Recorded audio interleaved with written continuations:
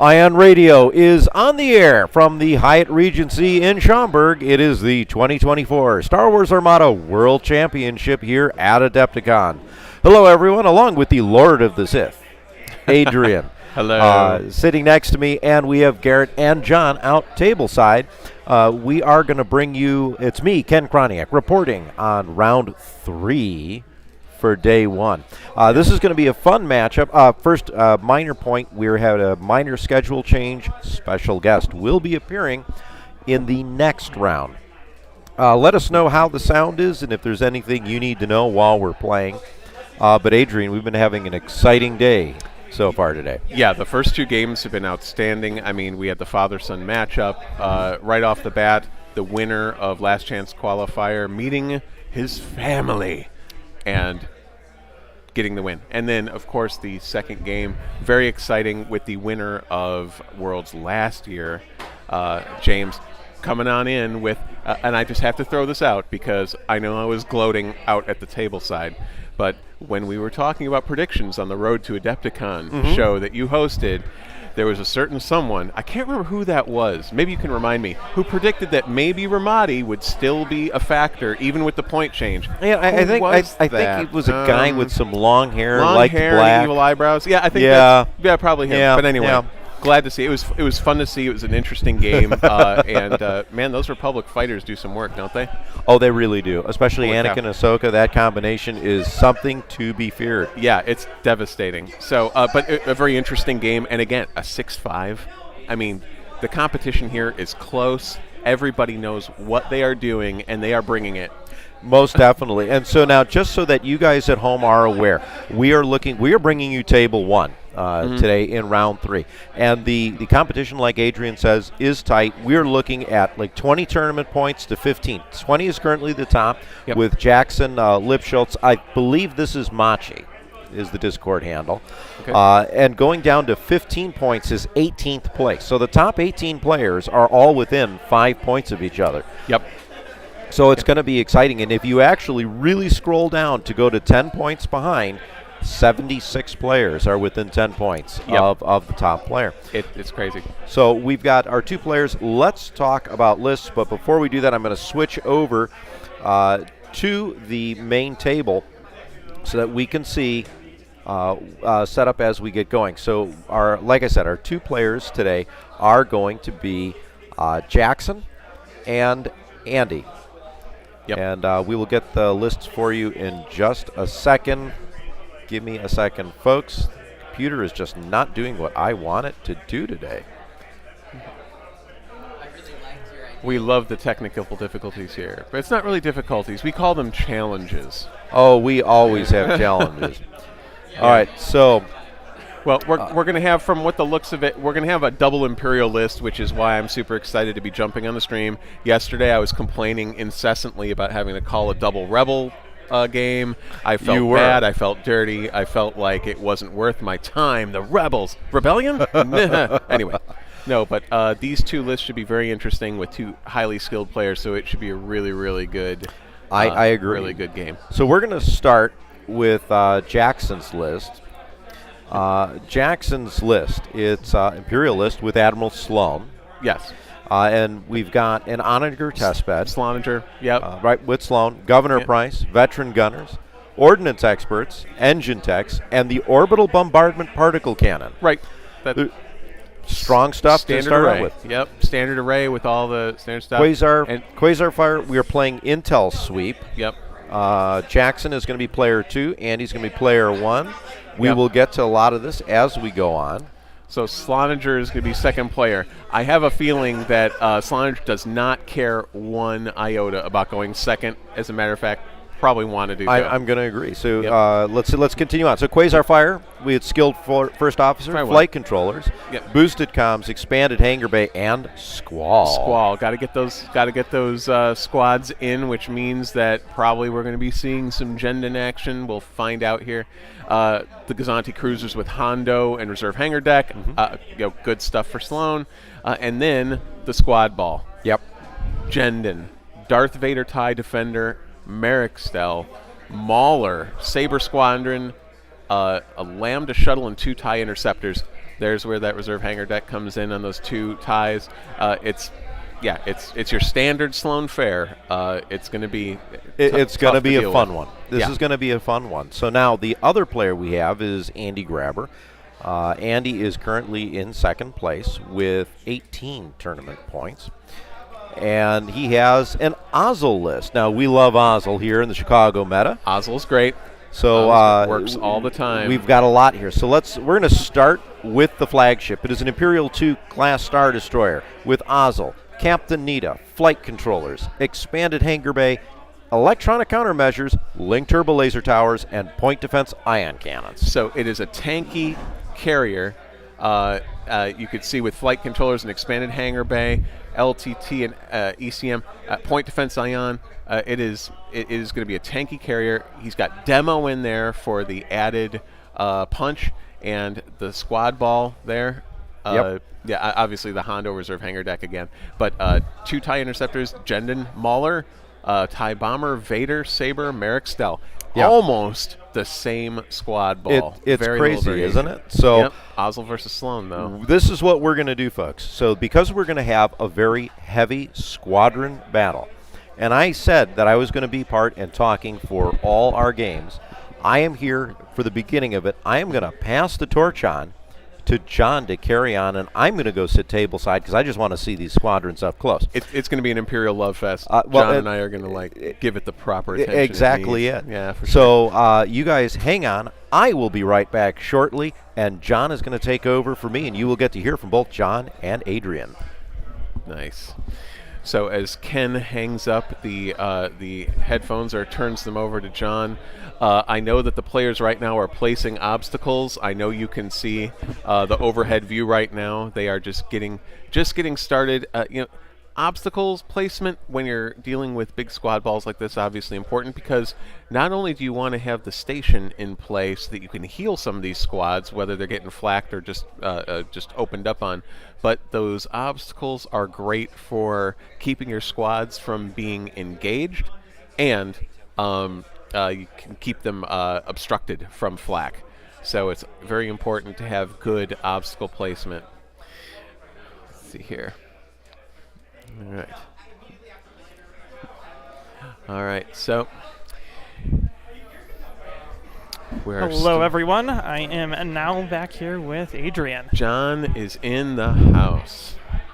Need to adjust my microphone so it's not whistling. Nice.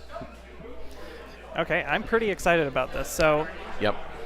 These are 2 players that I actually run into at almost all the tournaments I've ever gone to. That's what you're saying. So I've played, I believe, both of them. For sure, Andy. I know I've played Andy at last year's World. He was my last matchup that I got to play on day 1. Nice. And they're both from Minnesota. And before this game, they said that they had practiced each other's fleets against each other 14 times. Oh, wow. All right. So we're going to get some well fine-tuned battles here. Yep. Hey, do you the objective that they're playing? Have you played it before? Intel Sweep. Isn't that It's one of the. I guess people don't play it as much anymore. Right. No, that you're absolutely right on that. Especially with this that you were talking about it earlier. It's in this grinding meta that we've got working. Yeah, it's not one that gets played a ton that I've encountered anyway. Yes, it used to be one of the more prevalent objectives. Yeah. But you don't see it as much anymore, and then people are usually pretty hesitant on trying to take it if there's like a strategic squadron or anything to that effect. Gotcha. Well, Intel Sweep is basically, after placing your obstacles, the players place alternate placing a total of 3 objective tokens in the setup area. Starting with the second player, obviously, each token must be placed in the play area beyond distance 5 of both players' edges and beyond distance 3 of all other objective tokens. Then each player chooses one of his ships to be an objective ship, starting with the first player. When a player's objective ship reveals a command dial, that player may choose one objective token at distance 1 of that ship and remove it from the play area to gain a victory token. If a player has more victory tokens than his opponent, increase his score by 75 points. Yeah. That's a huge swing. So I can't imagine if this is the chosen objective that this isn't going to be the focus of the game. Yes, especially because of how big this swing of points can be. Mm-hmm. The Gazanti is deployed in going speed 2. Yep. And the other Gazanti for Jackson is deployed in going speed 1. We're just over here chit-chatting. So at the table they're trying to... Let's see if we can get Garrett's attention and see if we can determine which ships are the objective ships. You don't have to declare it until after, I believe, deployment's done. Oh, really? I thought it was going to be...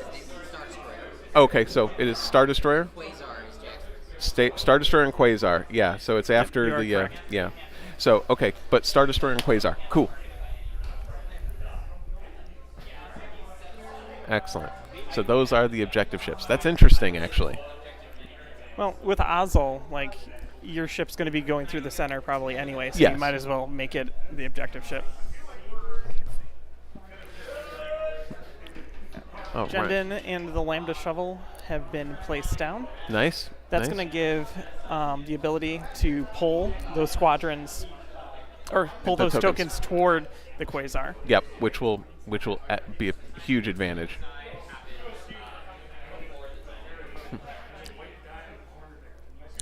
So obviously we're going to have the squads padding the deployment. Mm-hmm. So they're going to be placed in their respective balls. I would imagine that we're going to see each player deploying a squad ball where all the squads are close together. Just yes. That's my guess. So to point out what's fun and interesting about making the Quasar the objective ship and having a Lambda and Squall is that you can Squall, move the token closer to you, and then technically you're activating because that's the order of events. Right. So you can basically be pulling a token up on round 1 and then from there going out. Absolutely. Absolutely. Yep, and as predicted, well, obviously just with the one flotilla on each side deploying, the squads are hovering around pretty close. That's good. So we're going to see some ships here shortly. I think they're down to the last couple squads each, so that'll be good. And then some actual ships on the board. Yeah, exactly. Yeah, then we'll really get to see what's going on.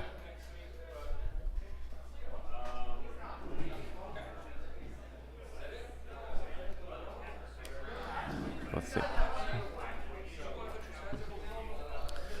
All right.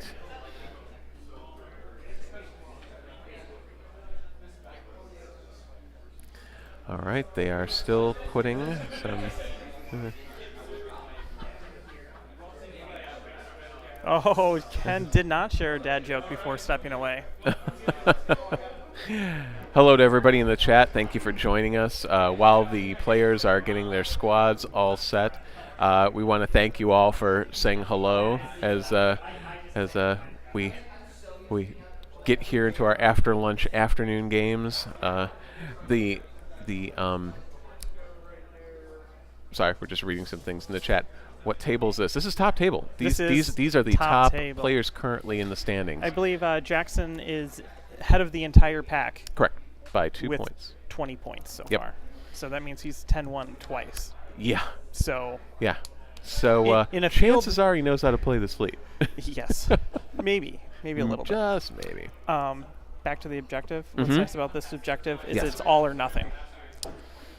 Yeah. So as long as you can get as second player the 3 tokens, even if that ship dies, then you get 75 points. That's correct. Yeah, as long as you've gotten them. ISD has been deployed going speed 2. Yep, that is standard fare, standard Ozzel fare. Go speed 2, you have the flexibility of jumping to 3, going to 1. It is the I think the only deployment speed for Ozzel, in my opinion. Especially with Titus being in the field. Exactly. Last year's World, I forgot about a Titus, and it affected me. I deployed at speed 1. I'm like, 0. Ooh, that's not where I want to be now. Yeah. Yep. Absolutely. Even as Ozzel. The Quasar is going speed 3. Oof. That is Yep. cruising. Well, you know, that ISD is kind of pointed to our left. If you're looking from the overhead view, you can see it kind of turn to the left a little bit. Actually, that Quasar's got a real nice paint job on the top in that It's Thrawn graphic. Gorgeous that we can pick it up from here. Yep. That it's that clear. It is, yeah. That's some exact painting. So with that Quasar going speed 3, obviously it's going to try to get out from around the side of where that Star Destroyer is pointed. I don't know if he's going to be all that successful because there's a lot of room between that Star Destroyer and that Quasar, but it might give him a head start. Yeah. The onager is going speed 2. So, Oh, yeah. and I believe Andy's whole fleet's going speed 2 right now. Okay. So the demo was there. We got the handshake. Yep, got the handshake, and the dials are being set. Yeah, this is going to be really interesting. All right, so with the onager deployed way out to the side like that, and the Quasar pointed in that direction, I'm virtually guaranteeing that Star Destroyer is going to make a hard swing to the right. Plus, there are a couple tokens right in front too, which is important to get. He needs to. Sorry, he needs to gather 2 tokens. And kill the Quasar. Yeah, Before exactly. he can get that third, which is going to be a huge challenge because he has to kill it within the first 2 rounds. Yeah, I think that's going to be a good luck proposition. Let me rephrase. He needs to kill it in 2 rounds and 1 activation. Yes. As first player. Yeah, that's not going to be so easy to do, especially with the Quasar moving as fast as it is. With Squall and the Lambda as well. Yep. And having to fly through that squad ball full of Sloan. So he may do it and just not have any defense tokens for his trouble. Ooh, that's a risky play. Yes. Although, hey, there's always Demolisher to mop up. So. Yep. Folks in the chat are complimenting the paint jobs. Yep, the onager does look good too. From the top, it looks great. Almost like this fleet was painted for the overhead cam. Yes. Right? He did this knowing he was going to be. Yes, exactly. He did it for you guys at home. We'll go with that. I wonder. Hold on. Gazanti reveals in engineering, takes it as a token, and passes it over to the ISD. That is standard fare. Yeah, standard fare. Why fix something that isn't broken? I'm curious. We'll have to ask after the game. We don't want to interrupt. I wonder if it's free-handed or stenciled on. Maybe. It's very precise. The Gazanti's taking a squadron. Yep. Likely a token, unless he's going to shove those lambdas forward. And he's taking it as a token. Yeah, it's a token. Okay. Doesn't need it yet. Nope.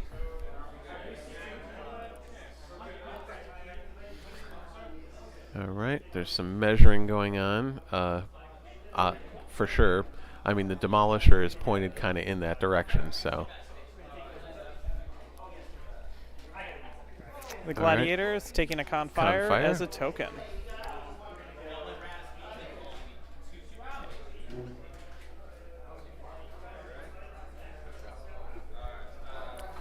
All right, let's see here.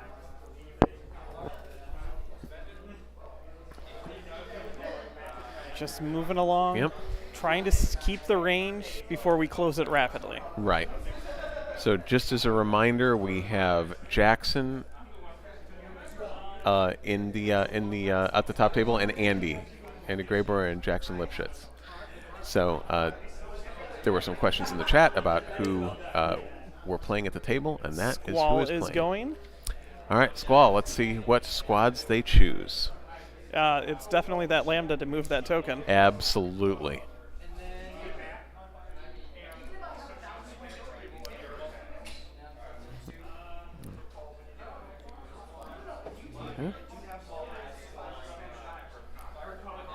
This is going to be a bit of a chess match of positioning squadrons to begin with. For sure. And then I think as soon as we're going to get to it, it's going to be a lot of squadrons being deleted quickly because they're both pretty much an anti-squad squad ball. For sure. So I think you and I actually have a lot of times. Okay. All right. Quasar is Objective. revealing Yep. a squadron and taking it as the dial. Nice. To no one's surprise. And taking that token. And picked up the token. Yep. I think you and I both usually venture on opposite sides of the spectrum for fighters. You are a bomber-heavy type person. I do have the bombers. Yep, that is typically what I have flown in the past. And I prefer just air superiority, and my fighters never attack anything that's a ship. Gotcha. Yeah, so the fighter's going to move and going to strategic the token Yep. for the next turn. So That's that right. he can always be ahead. Yes. And then we're cruising at speed 3. Yep, and there it goes. It's going to have to do a little bit of a drift, though, to avoid hitting the back end of that gozer, perhaps. No? Straight on? It just fits. It's like he's done this before. Yeah, I was nervous about that dial for a minute, but it looks good.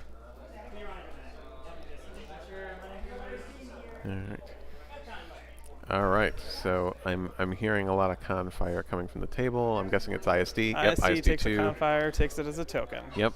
We're going to build up some tokens for now. What? An ISD shooting things? I say it ain't so. Have you done played Slonager before in your Imperial Sith ways? You know what? I have not. I do have a Sloan list that I'm kind of in love with at the moment, although it did have a lot of problems with Luminara. Well, that's the hard Yeah, counter. That is the hard counter. But the squad ball has been doing really, really well. You know, I like to think that the Sloan ball that you choose has a lot to do with personal preferences about how you fly, and there's so many right answers to Sloan when it comes to the squads. Yeah, I mean, in this case, obviously, the Sloan ball with the 2 lambdas, while not traditionally a Sloan choice, with all of the objectives. Takes a navigate token. Okay, yep, makes sense. Yeah, with the objectives chosen that require tokens to be moved and stuff, it's a natural. I mean, you just adjust for what you're playing, So objectives or otherwise. In building fleets myself, I've started just including it to counter other people's token objectives. Yeah. Having that flexibility is important, and especially in tournament play. I mean, you're going to get the players who have played everything, and they get crafty. So having that flexibility is really important. You're right. Let's see. You've had your fair share of success at tournaments, John. So I think you know that. You I am know a farmer of farming things. Yes. You sow the seeds out, and eventually you reap in the victory tokens. That's right. If you plant it, it will grow. That's a decent setup against that demo. Yeah, that's choices. Choices will be had here very shortly. He probably has maybe the side arc there. I would agree. I think he's got the side arc of that Star Destroyer too.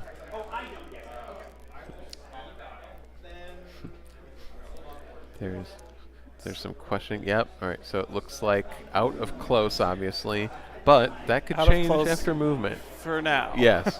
It's like, okay, demo, you want to come in speed 3 like your usual hijinks? Come on in. And eat a full super weapon shot for your trouble. All right. So I think that we're almost. Let's see. Switch to a different view. There we go. A little different view on everything. Actually, those paint jobs still look good. This view. Yeah, look they at are. That. We're in the squadron phase now. Yep. And the measurement will commence. They're at the very middle of the table, so none of our side cameras get a very good view of it. So I think we're going to go right back to the overhead so we can see where these squadrons are going. Yep. I feel that both of them are going to be measuring each other out to try to... Jendon just moved. Yep. All right, so now we can see, and as I had mentioned before, John, when they were deploying, it was right before you put your headset on, actually. These obstacles, when you're playing the squad game, those obstacles and their placement are really important for maintaining your ability to not be tied down, your ability to move after squads come in at you, maybe protect you from flak. So you can see that moving the squads onto the obstacles. That's just the way to do it. Yeah, a second player, you have such an advantage to be able to position the station, Yes. so that you can cover as many squadrons on it as possible. Because you can usually get maybe 4 to 5. Yep. And then it's all nicely obstructed, and then you can move where you want to. Exactly. So there's quite a few squadrons that benefit from that. Mm-hmm. You have Mahler, who's really good at that. Yep. You have, I like leaving the CIS Dis on there because he doesn't care about obstruction anyway. Absolutely. He's going to snipe you, come at me. Yep. Correct. And then you've got to be careful. The only squadrons that don't benefit as much are big spalls, but you have to just have escort outside of it, and then you can just shuffle the damage around on the station. Yep. Here goes the TIE Bomber. All right. TIE Bomber, one of my personal favorites. Underrated for the points, for 9 points, 5 hull. I mean, yeah, horrible anti-squad, but you know what? It's not what it's there for. I mean, that's what Ruthless is there for. That's exactly right. You are also a Ruthless enjoyer right now? I do enjoy Ruthless quite a bit, yes. Pretty much if you give me a list and you're like, it has Ruthless in it, I'm like, you have my attention.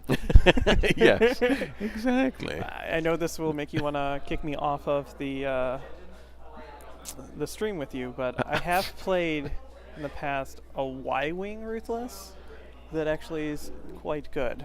So can I just share with you a brief story as they're moving squads around? Mm-hmm. So I had played my Imperial Bomber Ruthless list, and a Rebel player decided to attempt to copy it with Y-Wings. Now, they do not have your pedigree, so I would be a little more nervous about facing your Y-Wing list. However, they decided to move those Y-Wings in, and they got completely shredded.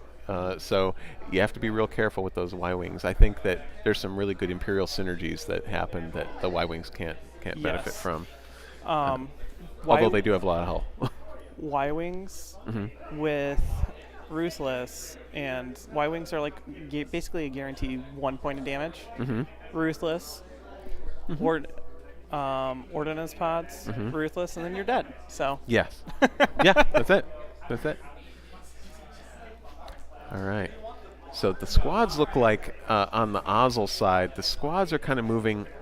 I mean, to me, in a defensive position. There's going to be obviously that Star Destroyer is a carrier, right? So they're going to keep. He's going to keep them close, keep them protected until the moment that they can try to get an alpha off. But I don't know. I have a feeling the Sloninger list is going to lay back and wait and not really give him a full alpha. Yeah. The last two squadrons that are moving right now are going to be Darth Vader and Mahler. Shocker. So those two's positioning is going to be very important for the next turn, I believe. Yep.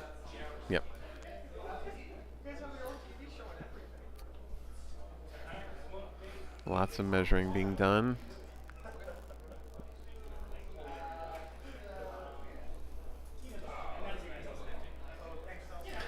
All right. It is obviously,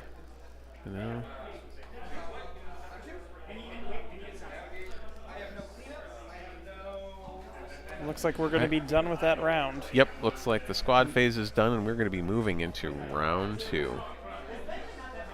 Perfect. They're just verifying. So one of the things that playing Andy in the past he's very good at is making a pause in between each of the phases so you don't forget things. Yes. Well, that's half the battle. When you have a complicated chess game with squads or whatever, and a lot of things that are conditioned on other things, it's easy to forget. It really is. And plus, at this level, they are thinking about points and maybe slightly distracted from their fleets and their synergies. Also, when Armada went to 1.5, they slightly changed the way the different phases worked. Because cards before didn't have a refresh. So they just automatically refresh. So then, in your brain, you're always like, that's right. Wait a minute. There's actually a phase here that technically we go back and forth refreshing things, and that's usually skipped. Yeah, exactly. No, that is very true. Adding a few other things to remember.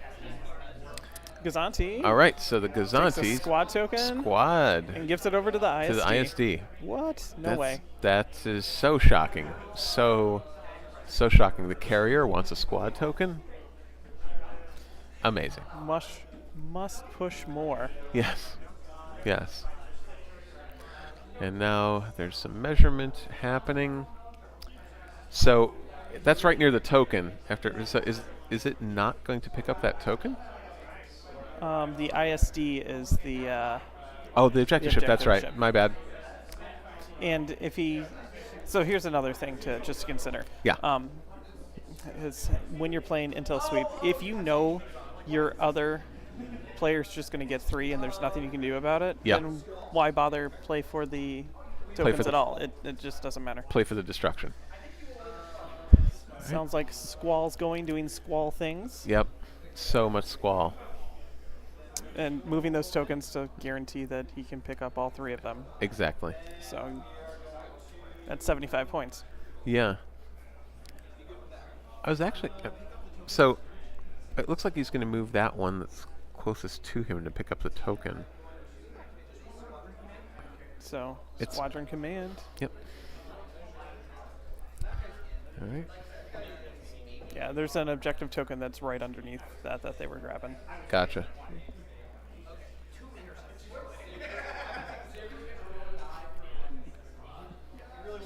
Token. So for some reason, and John, correct me if I'm wrong, you said there was a token underneath Squall, or pretty close? To the there was Quasar? the objective was underneath, so. Oh, it then was. Okay. Over by where that clump of things are. Yep. Is going to be the last objective point that he needs. Okay, got it. Let me see if I can do this. I think I can see it. Oh, yeah. Get that arrow in there. There it is. There's that token. Right there. Yes.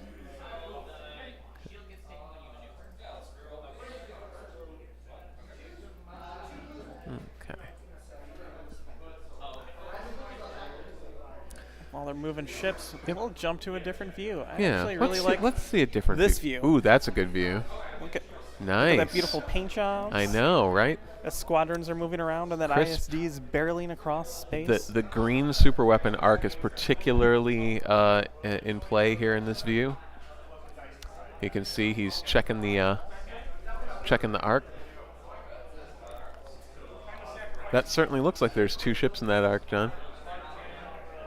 Both the Gladiator and the ISD-2 look like they are in the super weapon arc. At least from this angle. At least from this angle, right? Yep. So question from chat is, which do you like? ISD is taking a squadron, taking it as a dial, Yep. probably spending Alright, a token. So we're going to the start to see some standard things. Stuff. Yep. Let's see.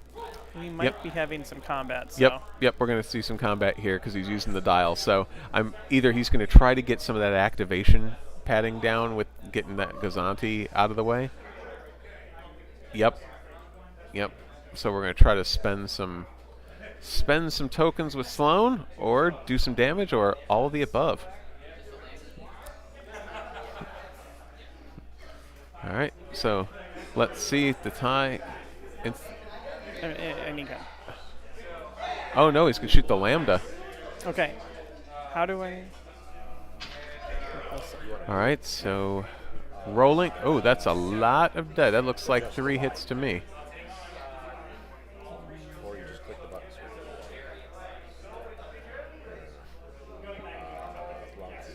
All right, so 3 hits into the Lambda.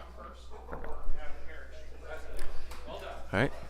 I think the dice tray is blocking that Lambda. I know. I but, moved it so okay. then we could see more, and then Gotcha. immediately I moved it into where you can't. So You know. we'll go all the way down. How about that? Okay. There we go. There we go. Nice. Perfect. Thanks, John. All right, so let's see what else we're going to throw at that Lambda. Is he going to go for the Lambda? Is he going to go for the flotilla? Probably the Lambda, right? If He's he sick can of having take out this. the Lambda. Yeah, if he can take out the Lambda, it might. Well, he's moving away from the token anyway, Okay. but it'll eliminate his ability to have range. Yep. All right. Yeah, that was a test move that we just locked in. All right, so here comes another shot. Oof. Another Against 3. the Lambda again. That should do it. That should be it for the Lambda, if I'm not mistaken. Last I checked, Lambdas have 6 hull, right? Yes, they do. Yes. That's 15 points. Yeah. 2 squads. I don't know. 15 points. I believe you were doing tableside for the game earlier when the Lambdas with flight controllers are throwing 3 dice and we're doing like 3 damage against squadrons. Absolutely, and 2 black and a blue. That's the Lambdas get really consistent, especially when you put no one expects you to be shot by a 3-die Lambda. No, definitely not. And it's a nice little supplement, because I believe it was Gendon and it was a generic.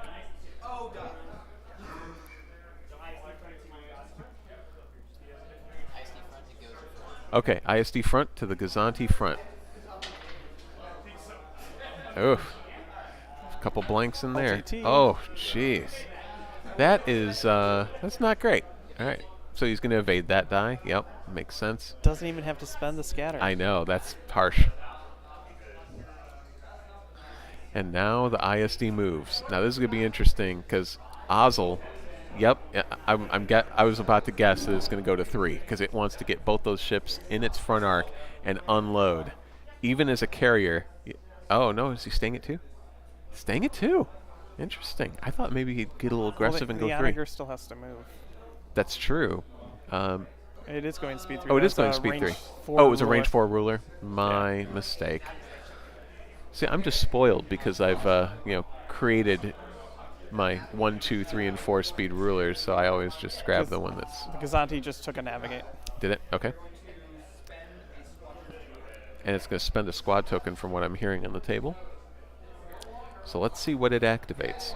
There are a lot of squads there. It's probably going to try to come in and take out one of these little guys.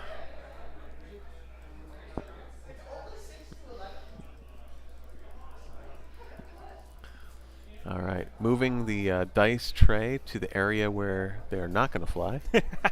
This time. This time.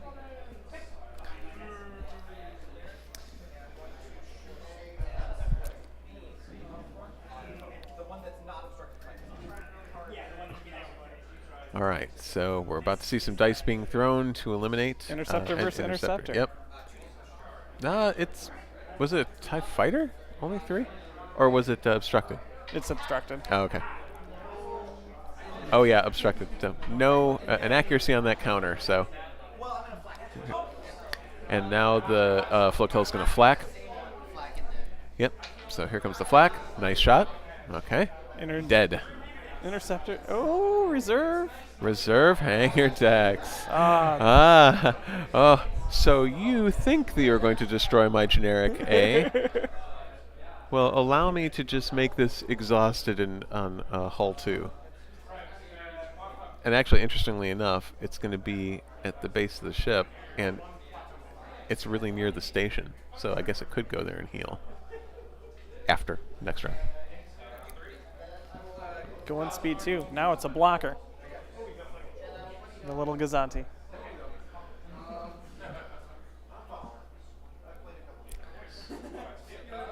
All right, so let's see here. Careful measurement, looking at that range. So I'm wondering if the ISD avoided that super weapon arc. I think maybe it did with that turn. Let's see if Garrett can see a little bit better than we can and see if that Star Destroyer did indeed just scoot out of that super weapon arc. It looks like it to us. Garrett at the table says that it is out of arc, but that Gladiator is in arc. So the Gladiator being where it is right now is an advantage if it could stay there, because then it could be at extreme range. Yes, exactly. And the evade's worth more. Yeah, the evade is definitely worth more.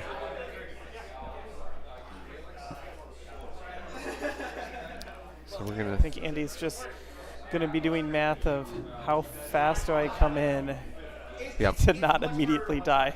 Yes, exactly right. Exactly right. Well, he's first player, but he doesn't have the activation enough to wait it out, to kind of move in and then get that swing around the back. I mean, unless that onager takes a really hard turn to the right, I don't foresee that Star Destroyer going first next round anyway. Okay, taking it as a token, nav token.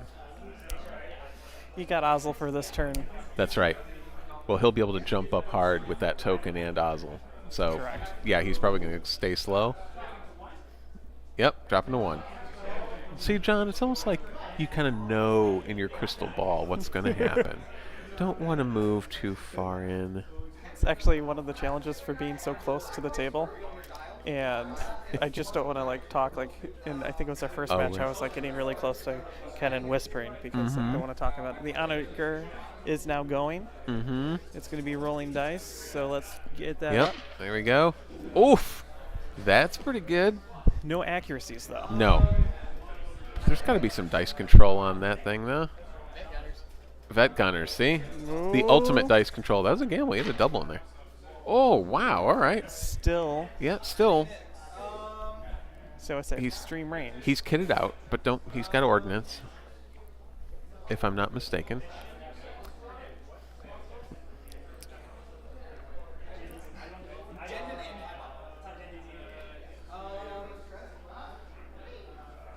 Onager has. Well, he's got price. I mean, he's got ordnance experts, so he'll likely re-roll one of those blacks, right? And then he'll Governor Price the blank. Into an accuracy. Absolutely. Oh, he's getting greedy. It's all right.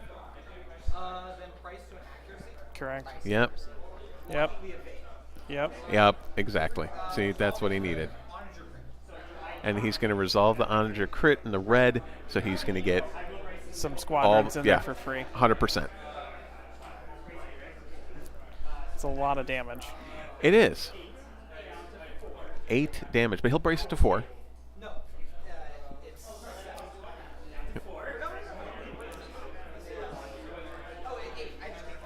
Yeah, they're discussing counting. Right. So with the evade locked out with the accuracy, he's going to brace it to 4. And switch. Obviously, he's going to redirect one to the side. I mean, why not, right? Yep. And then the splash damage will occur. Ooh, Gladiator is hurting. Yeah, so the Gladiator's got no shields on its left side, 1 on the front, 1 on the rear, and 2 on the right side. So it's definitely got some stuff happening to it. It cannot probably take another one of those shots. No. So he's going to have to be real careful, but he's going speed 1 all of a sudden. Into the ISD side. Yep, side to side. 1 hit. Yep. Obstructed? Yeah, I believe so. Yep.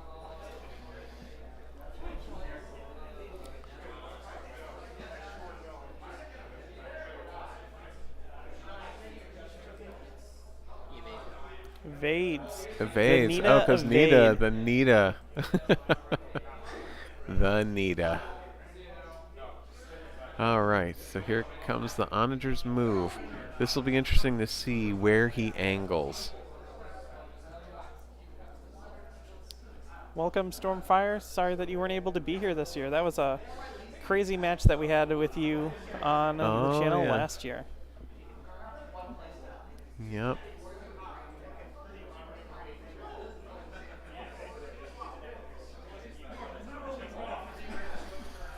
Where is this onager going to end up, though? Yeah, I don't know. All right, with this overhead view, we'll be able to see the angle a little bit better. It's one of those things that if the onager tries to slip past the ISD, then he moves actually right into the fighter squadron ball. Yeah, so very true. You have to pick your poison in this case. And here's another thought. So, and give me your opinion on this. If that onager is really going to be going as fast as that range tool suggests, even if it turns in, it's going to try to turn in, I guess, to get out of the front arc of that Star Destroyer, because Ozzel goes first. And you don't want to be that close to the front of a Star Destroyer no matter who you are. But do you think then it's just choices? I mean, is Demo going to be the one to activate, and then you're going to allow the onager to slip past your Star Destroyer and around the back? I mean, it's hard to see what is happening or what the thought process is. One of the advantages of being a first player fleet with multiple ships that want to go first is having choices. The downside is that you're a first player fleet with a lot of good choices. Yeah. See, I was just trying to figure out, obviously Andre wants to get away from these two ships. I mean, and at that speed, shooting past is good, but is Ozzel going to be able to close that gap and prevent it from flying in between?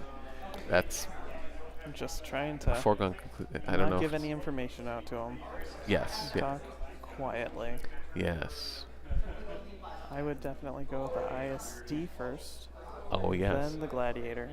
Absolutely. We're going to try to get the onager to spend its salvos before the Gladiator goes.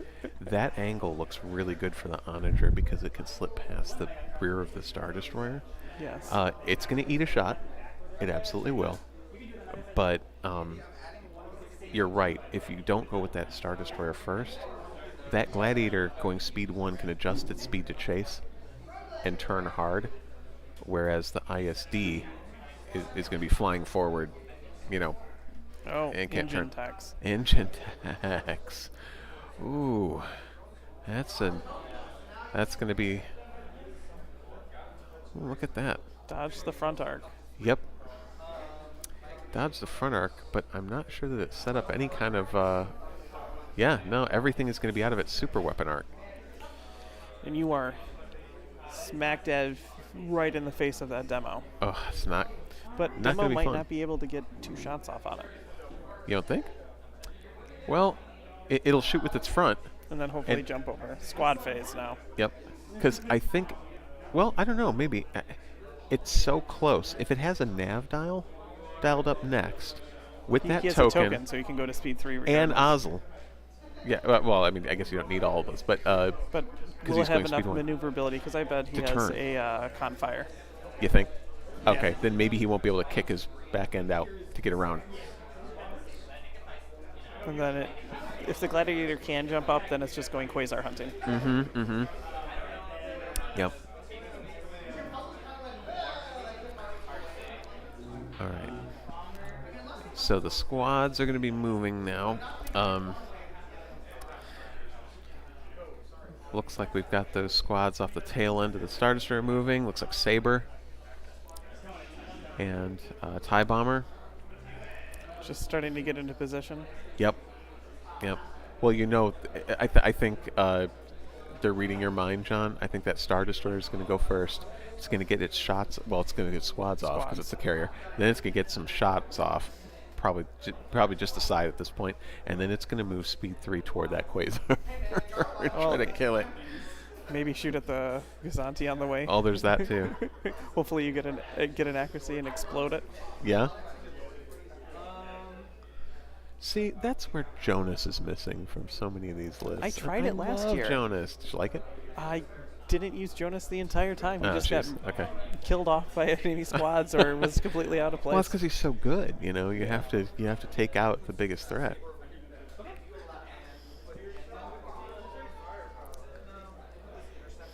All right, so we're moving. I think I heard an interceptor being moved.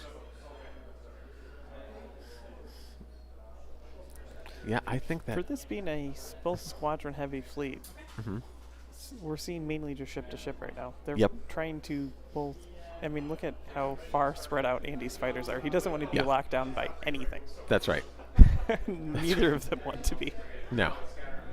Well, I mean, when you're in a squad heavy fleet, that's a lot of points in squad. So if you overcommit, you open yourself up to the mistake. Which is one of the reasons why I tend to go all anti-squad. Because if you run up against another fleet that has squadrons and you wipe out their squadron ball, you win.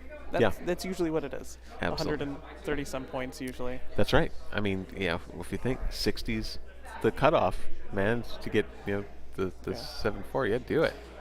Earlier today, not on the stream or anything, you and I were talking about the fun of using Volt and dice add abilities and pumping them up to counter of 4. He's counter 4. He's counter 5. get him to counter 5 with Howler under. All right. This. So the Merrick is shooting the onager with Jendon, double crit. So let's see what he's doing. Is he going to spend some tokens? Onager is. Yeah, but Merrick just put 2 into its front. So let's see what he had. Let's see what he does with it. I can't see. Did the onager just take it? Onager just took it on the shields. All right. Okay. Not wasting his defense tokens on Merrick. But is Jendon in range? I believe Steel moved in, then Jendon triggered. Oh, got it. Okay. Makes sense. Now the other Merrick.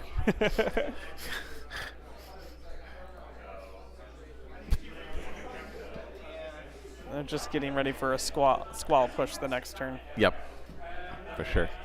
He has to lock down the squadrons. That's right. Otherwise, the squadrons are just going to have a heyday with that onager. Absolutely.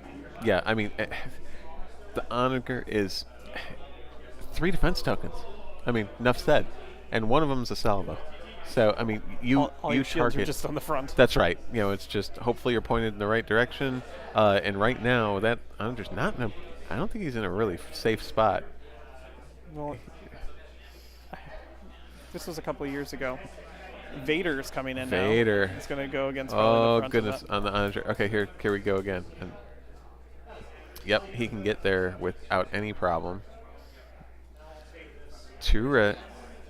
Right to the front. Vader's doing the thing. Oh, well, good thing he uses the Force. Let's do some Adept. Oh, wow. All right. 1. And salvo on Vader. And he's going to redirect to the side. Makes sense. All right, so let's see what this salvo looks like. Oof. All right. Oh. And then he cancels it out. Yep. The dodge comes in handy, or evade. Yep. He doesn't have dodge. No, he has No. an evade, right? He did the evade to reroll. Yep. Yes. All right. Now Mauler. Just positioning. Yep. Just positioning. Did you by any chance see where he redirected the to the right side? Right side? Mm-hmm. Yeah, to the right side shield. So 2 on the front, 2 on the left, 1 on the right. Yep. 1 still on the rear. Yep. I mean, I know the squad battle is kind of the chess match, but is it bad that I'm really looking forward to that Star Destroyer's activation? I want to see where it ends up. I know it's going to hit for the glory of the Empire on the Empire. I know it's going to hit the onager with some good shots, but I'm really interested to see where it ends up in relation to that Quasar.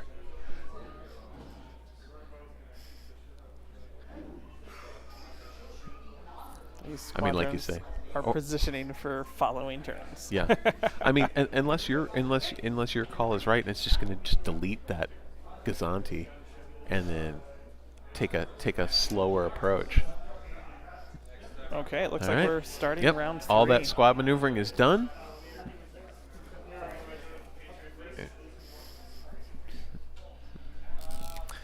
All right, so let's see what we've got. Dials being set, starting round 3. Little Imperial on Imperial action. It's going to be interesting to see which Star Destroyer he decides to activate. Exactly. Which one will it be? Will it be the test bed? Will it be the Star Destroyer? Will it delete the Gazanti? My money is a yes if it chooses to shoot the Gazanti. I mean, that's a big shot. It's not a gunnery ship team, so if he's in range of the Quasar, he shoots at the Quasar, even obstructed. That's right. No, delete the Gazanti. Go for points. You know, then again, Admiral Ozzel did come out of hyperspace too early around Hoth and got choked out for his trouble. True. Replaced by Trivia. Admiral Piet now. Yeah. Replaced. Yeah. Sorry, I'm looking at John, and John's reading the chat like, are you making dumb jokes, Adrian? I'm too busy reading in the chat. How many players are here? This is one of the largest Armada tournaments, if not the largest Armada tournament of all time. There are 114 individuals here. Yep. And thanks for the question in the chat. How many players are dressed up for the tournament? There was yesterday at Last Chance Qualifier, one of the Chicago contingent dressed up like full Imperial officer mode. So there are a few. There are a few in full-on Admiral mode. Jackson uses his Hondo. Okay. Oh, Hondo. And Here we go. Wait and see where the tokens drop to. Yep. He uses an engineering. Okay, so Engineering to the on the onager. onager makes sense. And I'm guessing a squadron to the Quasar. Navigate. Nav token to the Quasar. Navigate It is him going to- speed 3. It might want That to is slow true. down before it goes off the table. Yeah, and it's going to be dialed up squads pretty much for the rest of the time, I'm guessing. So that means that Con fire and Andy squads. gets Confire and squads. And squads. I believe the ISD already has a. Does it have a squadron? I think it does. The So Gazanti gets a Gazanti gets squad token. You know, honestly, that's 50% more activation on the Gazanti. That squad token's great on the Gazanti. I love it. Especially when you're looking at just activating high, Oh, skilled first officer on the Gladiator. discarding that top dial. Yep. I think he was planning that. Con fire. Glad is doing a All Confire right, so dial. Gladiator is going first, not the Star Destroyer. Interesting. Well, let's see if he can thread the needle front to front. You know, he might try to ram him with the Gladiator. Let's see.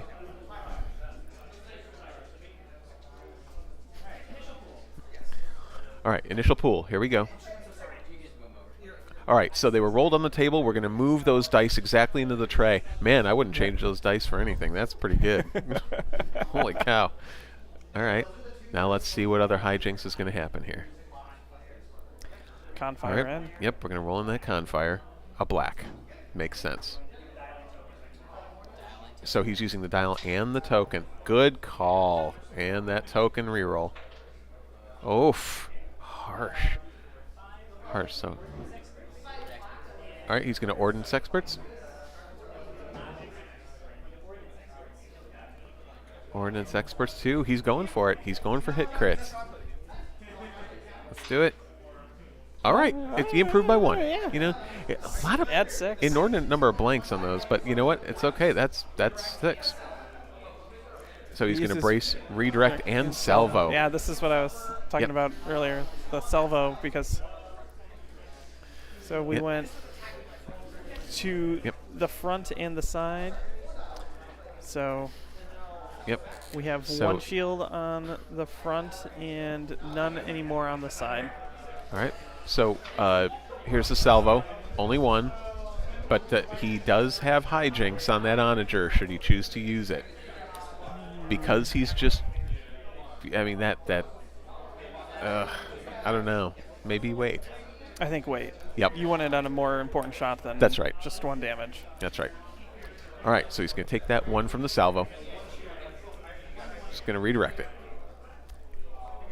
Yep. All right, so now let's see the if he can onager move. and the gladiator have the same shields. Nice. 1 on the front, 1 on the right, 1 on the rear, and none on the left-hand side. All right, so here's the critical move. So let's see if he can make the proper turn. I mean, those side arcs are wide. It's can he make the turn around that big base? Oh, the model is coming off. They are going to, it looks like they're going to hover. You know, I've seen a lot of hovering done this tournament. Good sportsmanship. People are just trusting, you know, hey, this is where it's going to end up. You know, and both players agree as they do it. Does get a little wonky with the squad game and the models being so close, trying to, you know, get that tool on the table. It'll be interesting to see if this gladiator will be able to land. This is I what don't we were know. talking about. Yep. Even though it's a small base, it's last so turn. close. They're going to have to try it, though. Yep. All right, so he's going to try. Yep, they're marking the ship. They're marking it. Yep. Yep, Gladiator's going to go to speed 3 as we predicted with Ozzel and the token, and we'll see if it makes it. Let's see. Is it going to make it? Is it going to make it, or is it the dial? Okay. Let's see. Oh, it's so close. We cannot see We from can't this angle. even see it. Ram.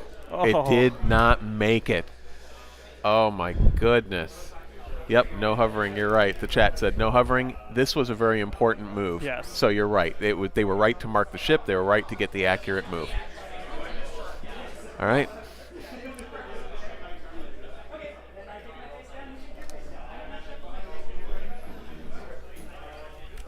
All right.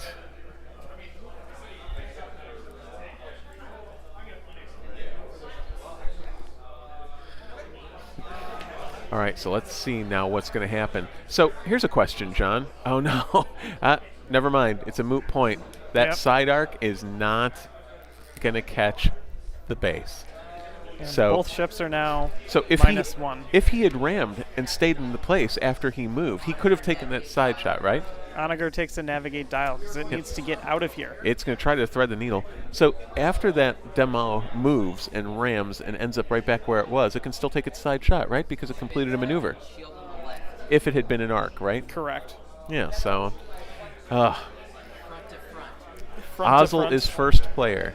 Ozzel is first player. So that was the gladiator that just went. So now we're going to go onager. Anything. Where did that shield get moved to? To the right. Yeah. All From right. the right to the left? Or just regenerated? So the onager is shooting his front arc, I believe. To where? Of the gladiator? Yes, he is shooting the gladiator.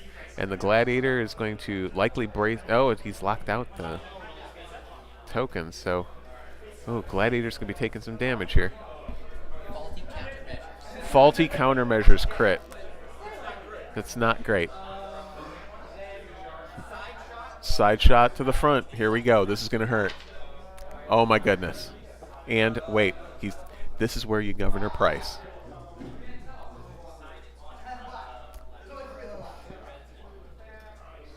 I think.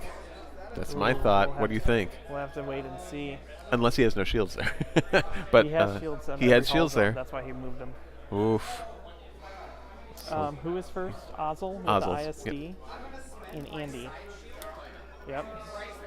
Yep, here comes Price. Nope, he's talking about... He is pricing. All right, as we thought. We hear it from the table. I've kind of figured this is the important moment. He locks the evade.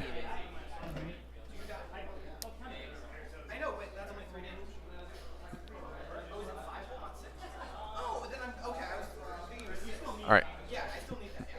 All right, so he locks the evade so he can't ramp, and that gladiator is gone. Demo taken out by a double arc.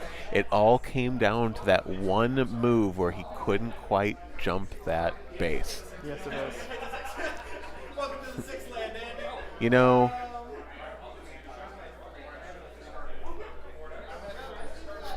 so Gladiator has been destroyed by the double arced Onager, or Onager double arcing it, and Governor Price, MVP, Governor coming Price in is so, with that evade. so powerful. So powerful. And you know what else is powerful? Nav dials. Because a nav dial would have changed the whole dimension of that Gladiator shot. Yeah. Yep. All right, so let's see what happens here. So the So Onager's going to swing The around. Onager is in a very risky position of where it moves. Will it land? I believe, is that an asteroid or is that a debris field? That's a debris field off the starboard rear of the Star Destroyer. Correct. So can he avoid that? Because it has almost no shields right now. So Right. I mean, it will could take get a hit. up pretty easy. So I'm going to speak quietly because they are near. But what do you think of that turn to the left that he was experimenting with? Don't you think that we're still a little early in the game for it to stay on the board? Well, he's at one of these places right now that the ISD goes and is going to activate all of the heavy hitting bombers right into him. Uh-huh. And he has no shield, so his tokens almost won't do anything. And he's probably going to be double arced out the rear regardless, rear side. So Yep, absolutely. does he Yep. make it more difficult or does he do what? Right. All right. So yeah, as that thing is turned away, even if it hits, yeah, man, He's You know, it's going to get shot from the rear of that ISD-2 anyway. Whether it's close or far, the ISD is going to reach out and touch it. So maybe you do take the safe bet and turn in, like it's going to turn in right on that Gazanti. And so, True. how about some bad choices? You know, well, that's the Gazanti won't be there. right. But I think if he angles correctly, that he might be able to catch a Gazanti in his front. Even if it's not the super weapon arc. It could just be the front. I mean, it's a Gazanti. So Look ram at it. Oof, nice. Did he hit that debris field? It looks like it. There's a little bit of wiggle in that ship base, so I'm guessing we're going to see some damage.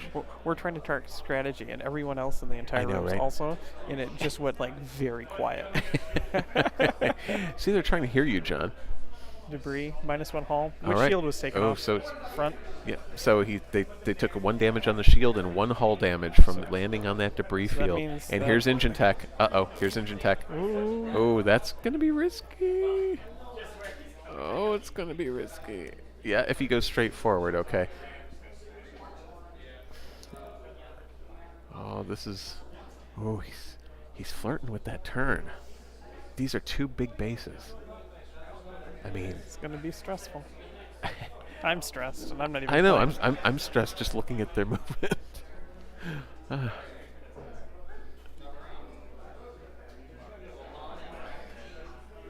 right, so what's happening here? Okay, he's going to... Oh, my goodness. And a rock. And a rock. It's an asteroid there. Asteroid. Well, let's see what this crit is. So what is the crit? Let's see. He has to walk all the way back around to his side of the table I to know. draw this card. They call that the walk of shame. All right, so he's going to place the squadron first, and then he's going to pull the crit. All right, so let's see. He's got his hand in his crit deck, ready to pull it out. Waiting for these squads to be placed. All right, now let's see what it is. Faulty Another faulty. countermeasures. Jeez, that seems to be the theme today.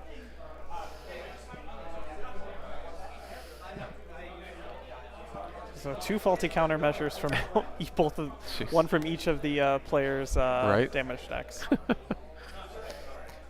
I'm seeing a theme here. And you can see now that that onager is just rear art. Yeah.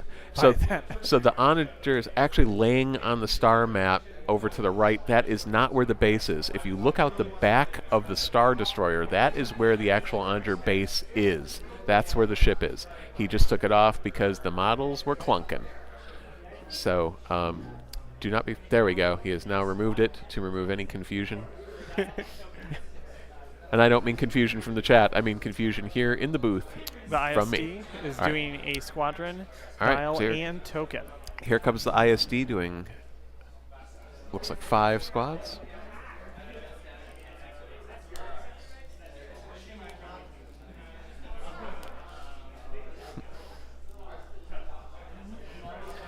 All right, so let's see what happens. So what squads are we moving in, and what are they going to be attacking? Do you think he's going to go for his squad ball? No, he's going to go for The carrier? the carrier. Yeah. No, sorry. He's gonna engage some squadrons forward, and then he's gonna let his bomber ball try to take out that onager. Okay, yeah, I was going to say. So he'll have to tie down those squads and then hit the carrier with, try to soften them up. You know, the carrier is so effective at pushing those squads, but it is kind of a glass cannon. You know, it doesn't take shots well. Okay, there we go. Interceptor. 3 to Jendon. All right, 3 to Jendon. Locking out both those braces. Man, that was an ideal roll. He's taking out of his ability to double command squadrons and reach back out and command squadrons and relay. Yeah, exactly.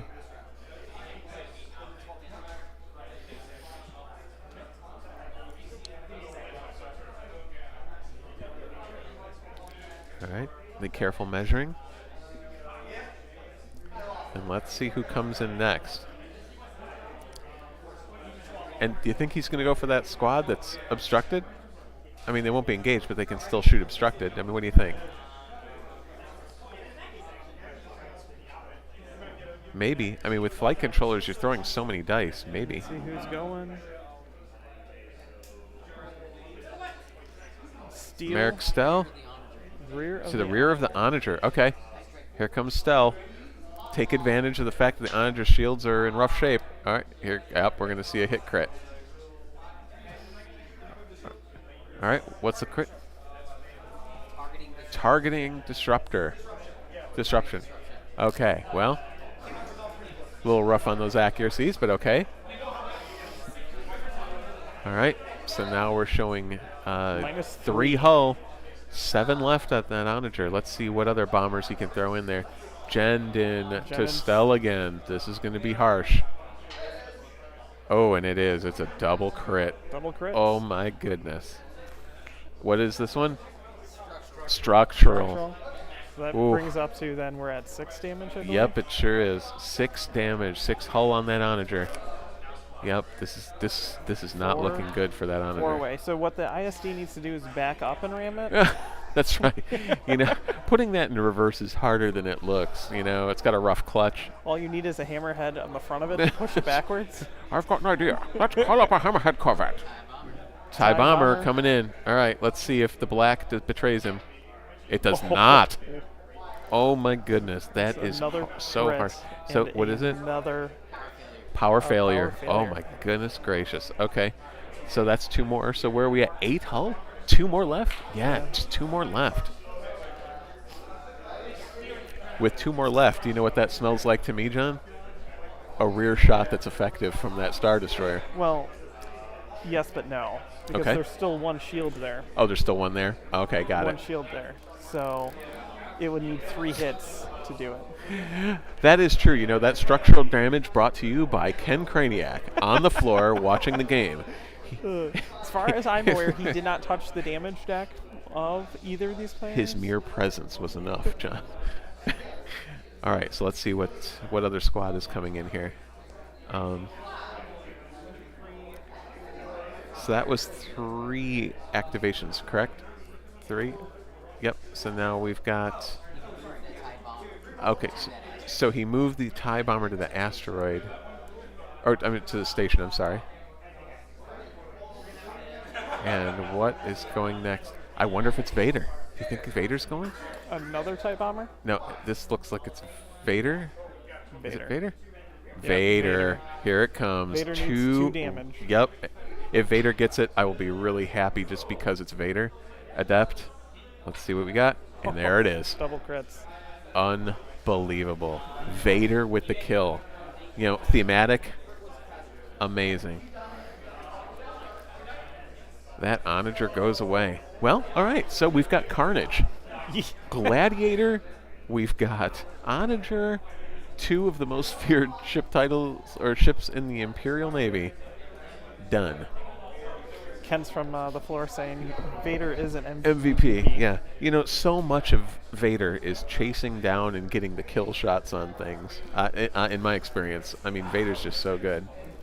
I can't stand playing Vader because the person I play the most is Ken. So it's always there you go. A double and a crit, and you're like, this is terrible. Exactly. And he's like, I'm going to redo it. Yep. Double and a crit, and I'm like, oh. All right, TIE Interceptor to Mauler obstructed. So let's see what this does. Oh, well, you know, is there someone else engaged? No, because he's on an obstruction, so he's taking 1. Take 1. Yep, why not? That's what you need. Yep. Slowly work him down. That's right. All right, now we've got actual shots from the Star Destroyer. So is he going to delete that Gozer? I think that's the play. Go for points. Yep. Let's see what that overhead looks like. And see if he's going to do the... Oh, is he going to flak out the... So he's flacking out the side. Okay, that makes sense. So it's going to be obstructed, so it'll be a blue. Yep, 1 hit. Nice. His flak is alive. LTT. Oh. Okay. Still, I think it leaves that TIE fighter on. Confire token. Oh, that kills out man, a TIE that fighter. is Or a TIE interceptor. You know what? All of the extra dice control that you throw in there makes a difference. Oh, reserve hangar decks. All right. Blowing that to bring it back. Now I think we're going to get the front into the Going Gozer. against the Gazette. Yep, let's see what this is. Oh, this is going to be bad for the Gozer. Ozzel doing a good job. Oh my goodness gracious. There's just no way it can live. Even if it takes the crit and the double out, that's still 4 crit enabled. There's no, I mean, if it blocks a scatter, there's just no way. Yeah. That gone. is a dead Gozanti. Oof. Woof. All right. So that Gozer goes away. So this has been a rough round for Jackson. Onager and the Gozer out. Almost his entire squadron ball, though.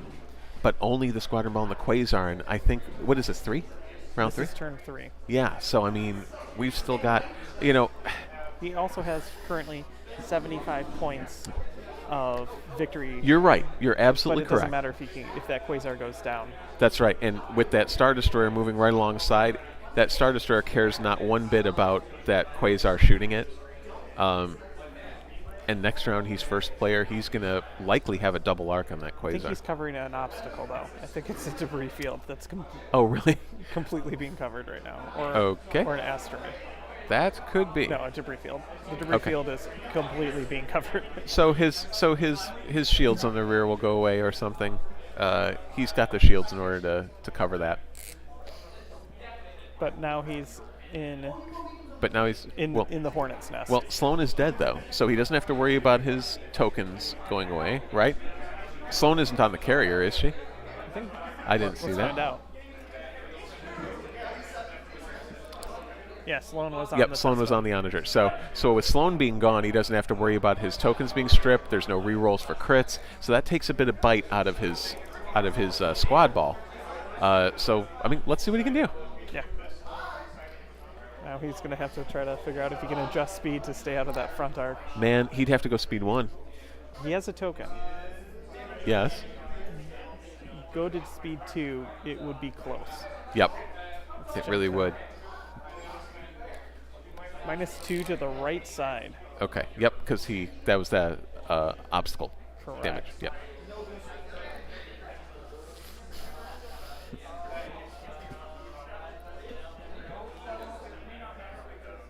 Boy, if you look at this angle, this live angle that we've got right here with the carrier in front and the Star Destroyer in the back, you can see the arc line just barely on the other side of that TIE interceptor toward the center of the screen, everyone. You can see the arc line from the front arc of that Star Destroyer.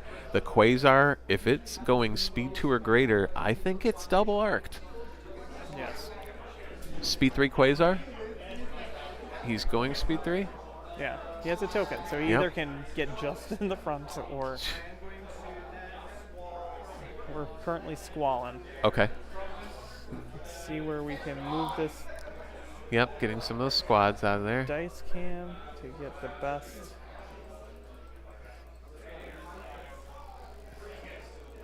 I think that's what's going to be probably the best. Okay. All these fighters are going to go into that ISD and then double arced. That's true. By a Quasar. That's going to be a lot of damage. Well, you know what? But a lot of these fighters aren't bomber on his list. But he has this is where mutual tabling could come into effect. Yeah. If the Quasar can do enough damage, the ISD kills it. Then can the squadrons kill out the ISD? That's really right. You know, I think there are enough squads in reserve back there, though, that have the range to come in and cover for the Star Destroyer. But not right now. Not right now. No, that's right. We're going to take a few. We're going to take a few bits of damage here. So let's see. Let's see what happens. All right. So Mauler, and is Mauler going to go against squads, or is he going to shoot Mauler got jumped. Mauler to Mauler. Okay, here we go. Oh wow, almost ideal. Dead. Oh, it is ideal. Oh, he had a damage. That's right. And Mauler landed. Yep. It had an accuracy and straight up killed it. Yep.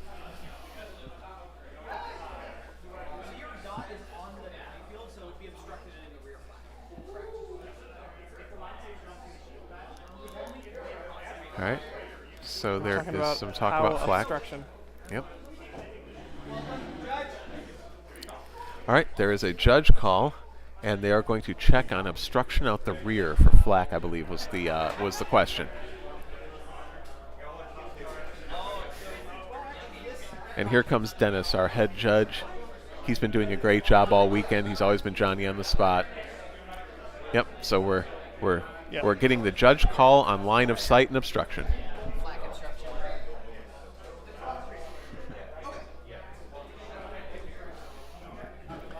All right. You can see Dennis carefully looking at the rear. Okay. And let's see if we can get from Garrett what the ruling is. They're watching. Quasar takes the squad dial. Is it This is a I'm going to lean over and ask Dennis. So, Dennis, your ruling, was it obstructed? Was there obstruction? Very well. There it is. So, the judge ruling is that base is over the obstruction. So, no obstruction. Over the obstacle. Saber is sniping. Let's see what that snipe looks like. Oh, all the hits. It is done. Man.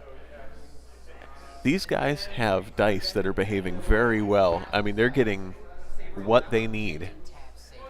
Here's Jendon tapping Saber again. Wow, another just amazing shot. Another dead squadron. What did you say earlier, John? Squadron carnage. Squadron carnage. But all of these shots are not shooting the ISD.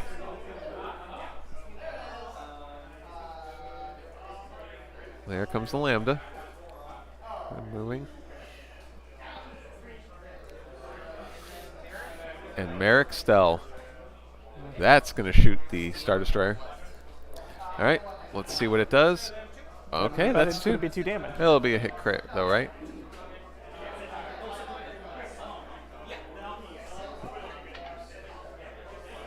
Okay.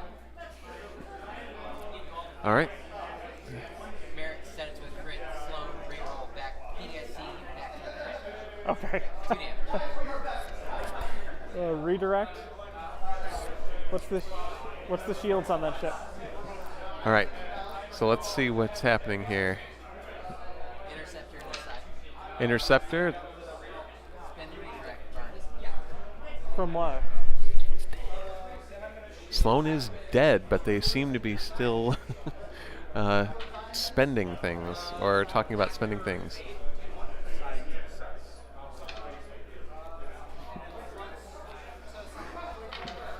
All right.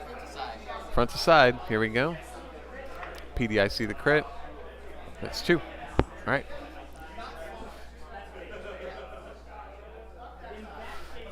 Yep. We don't see any damage on that ISD. What? The chat When is they're asking. done So. shooting, can you just update me on the shields? A lot happens very quickly. Yes. So let's see here. They are going fast and furious. So those are the ISD shields, Garrett? Okay, so the ISD shields, 4 on the front, 2 on the left, 1 on the right, and 1 on the rear. So there are shields to withstand a little bit of an onslaught. It is not Sloan versus Sloan. The ISD commanded by Andy is Ozzel. There was a redirect that was used there. Okay, and now it's making its move, so let's see. I think they're applying that damage now. Yep. Brace and redirect, 1 to the front. Yep. Okay. So 3 on the front now. All right. Oh, ooh, that's going to be close. So he's taking a harsh left turn to try to stay out. And, ooh, that is. Can we see the top view? Let's see if we can check. Oh, there's the laser. That laser looks like it might be in. I don't know. Let's see. Oh, that's so close. Oh, we got an See the arms in the way, but we're just gonna flip through until we can find something to see. so it looks like it's out of the front. That is, ooh, that was close. So What do you think, Ken? I mean, if it were me, I'm going to speak softly here. I'd turn that ISD right into that Quasar and chase it off the board. Yep. Yep. 100% agree. Yep. You just have to survive the fighter onslaught. That's correct.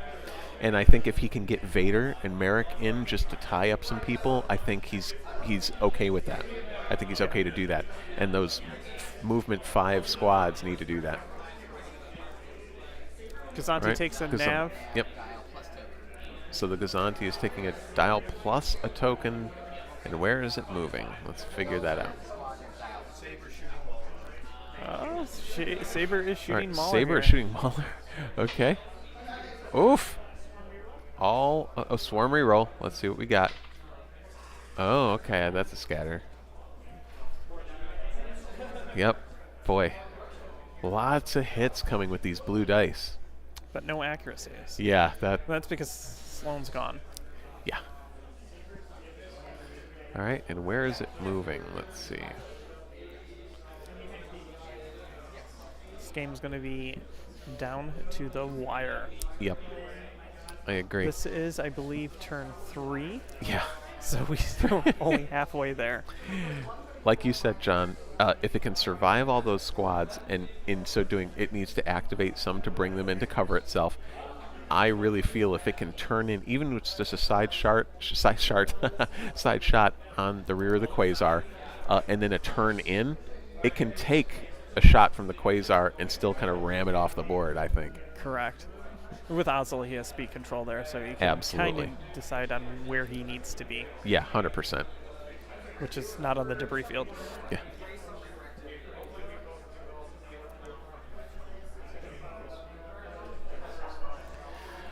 All right.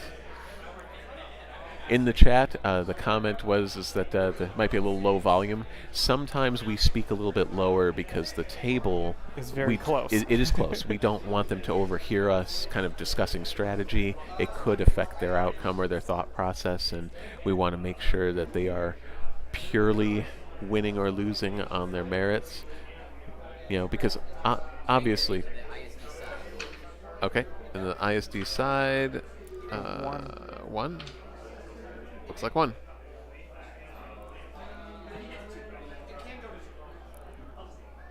Just stand. So that side's going to take a shield. Okay. Yep. All right. What I was going to say is people will listen to John. You know, John's got excellent strategy. So when he speaks, people listen. Yeah.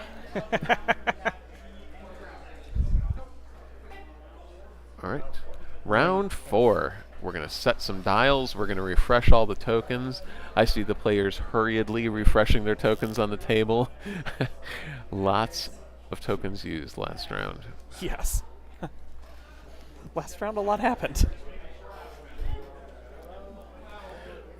All right, so let's see. All right, so from this upper angle, we can see that the Gozer's coming in. I think it's pretty much just going to... I don't know if it's going to be able to flak anything either, maybe, if it can bring it in. But it'll be there for squad activation. It's going to throw some squads in. What do you think, John? Do you think it would be shrewd of the Gozer to activate as first player, throw some squads in to tie up that squad ball, and then let the Quasar activate to see where it moves, and then move the Star Destroyer in to try to run it off the table?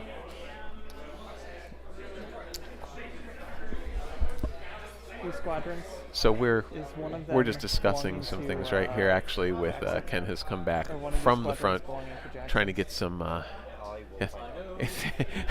Yes, John, the backseat admiral. Yeah. Perfect. There's one thing I'm good at. I can. Yes. So man from the rear. I'm sorry. I asked John a question. He was talking to Ken. So, so my thought is, do you go with the Gozer first? Let that Quasar activate. No, it's going to be... AdeptiCon fire first? Yep. Okay. Also, just to note... Oh, Hondo? Oh, Hondo. Hondo Confire. Okay.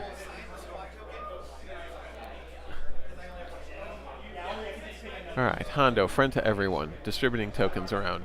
Okay, so something to note for those at home.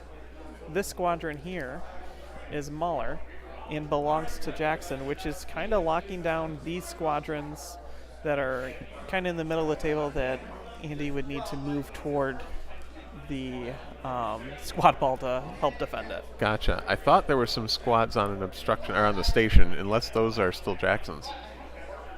It's going to be a lot of measuring here. Yep.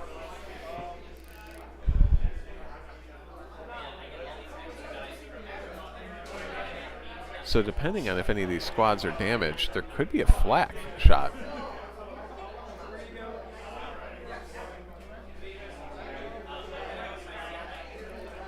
All right, there's much debate going on. Talking about what needs to happen first and when. Yes. All right, so ISD2 has a squad dial. So let's see what happens. Yep, the ones on the station, I believe, are his. So let's see what happens. He's going over on his opponent's side of the table to measure. So this is actually Andy measuring on Jackson's side of the table.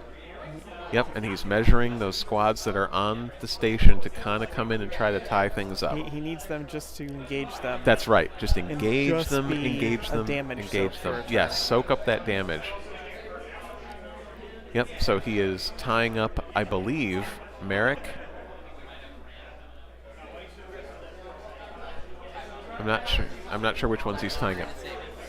Tie Bomber into Saber. Oh, that's tie bomber? All right. With flight controllers. So it's one. It's better than nothing. It is. Like we were talking in Tie bomber's not going to be tying up anybody, though. the first match. Sometimes having a heavy squadron in there is just irritating enough because you can't use grit. Right. Right. Absolutely. All right. So let's see. Especially when you have Merrick Steele running around. Very true.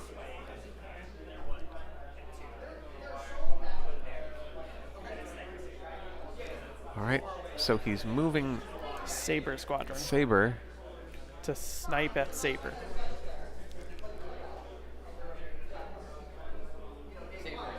Yes, Saber and the Saber. So, all right.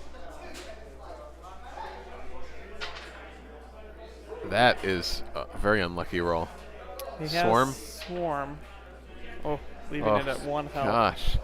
That is unfortunate. That is a lot of blue dice to come up that short.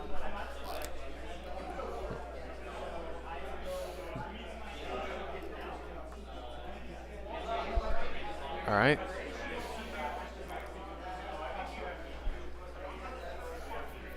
So now I'm not sure what the decision is. I think that was. He's now using his engineering. Okay. Recovering a shield, I'm guessing? Yes. Yep. Recovering a shield. Now we'll see where this Yeah. ISD shots decide to go. Well, it's going to make a side shot first on that Quasar, I have a feeling, for 2 blue, 2 red, if it's an ISD2. Oh, he's flacking. Okay. All right. Flak out the side. There we go. That is a nothing.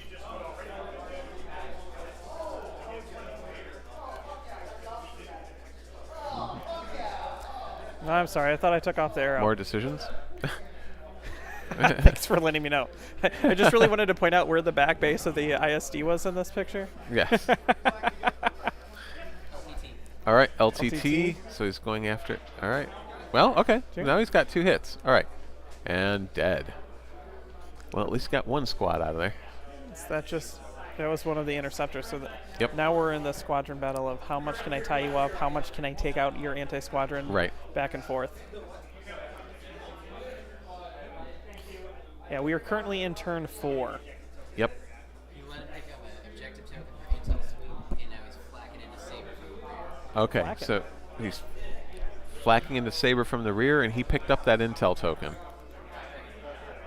So that means they're technically tied, which Yep. negates the 75. Yep. There's the Only one one. damage needed And for that takes intel. out Saber. Sort of Alright. taking out Saber. More points. There's 12 more points.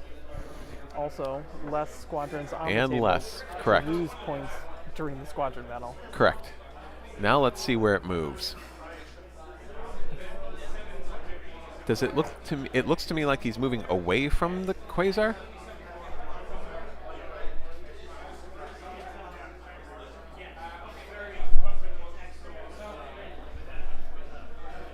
He might not have a nav, so he's Ozzel though. Yeah, and a ram will keep him in place. I think I would have rammed him, at the very least. That's a quasar. I would agree. And you've got his back. Okay, well, we'll see what the rationale is here.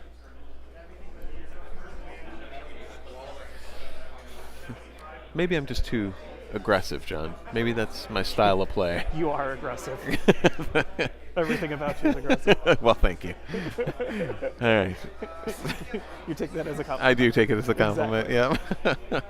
All right, well, now the quasar is kind of under a little less pressure, and it's going to activate some squads and get some points. So the quasar is showing a squad command, using it as a dial. There's a shocker. And let's see what he activates.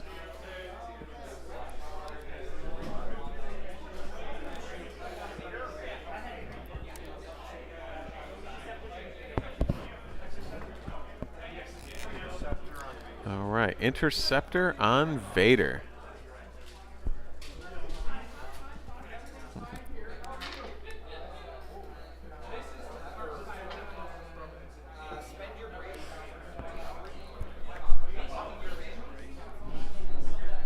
So he's asking him to still spend the brace. I don't think they've quite caught on that Sloan is dead.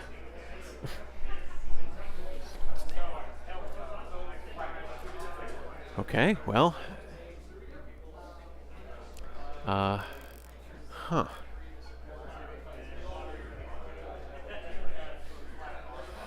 right.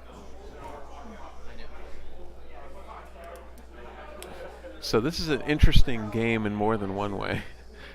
All right, we've got Merrick coming in on Vader.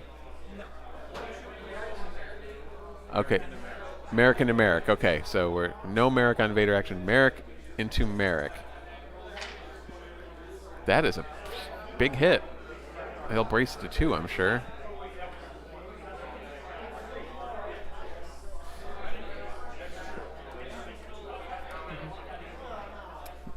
Merrick braces that to 2. Yep. All right, now let's see what else is happening. All right, Vader into Merrick. So let's see what Vader does here. Vader is at 2. Vader's on 2. Merrick's on Oh, Vader's on 2. Okay, sorry. We're getting an update on the hull points here. I thought we were being pointed out that Vader was going, but that is not the case. All right.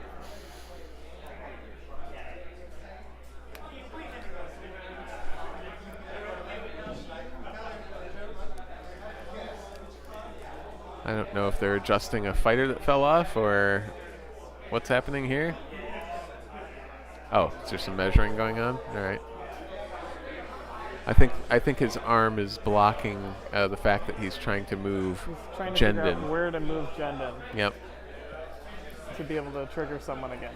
Yep, he's going to probably trigger Merrick again into Merrick. And then later on, he also needs to be able to reach back to his squadrons. Right.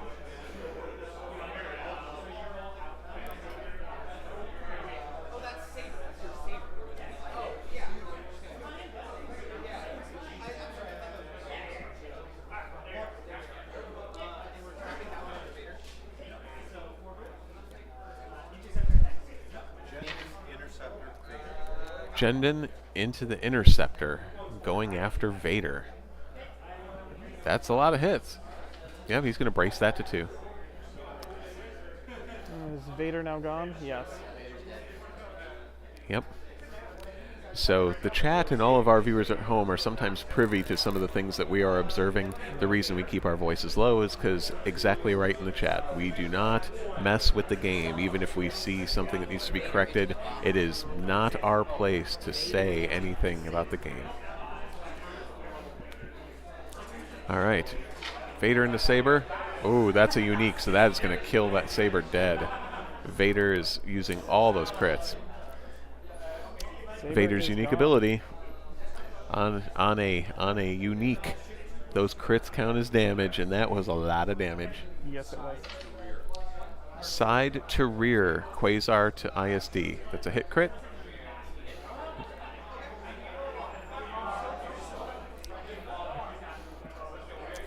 So let's see what he's going to do. He's going to brace and redirect. Like I say, plenty of shields on that Star Destroyer. I don't think it's worried about that Quasar side shot at all. Not at all. All right. Redirecting it to the side. Yep. So now the Star Destroyer has 3 shields in the front and 1 shield on all other hull zones.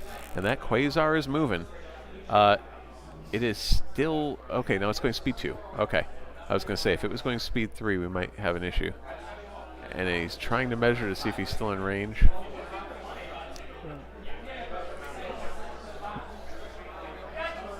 Oh, we've got a judge call, and I'm not sure what that's for. I think he's trying to see if his...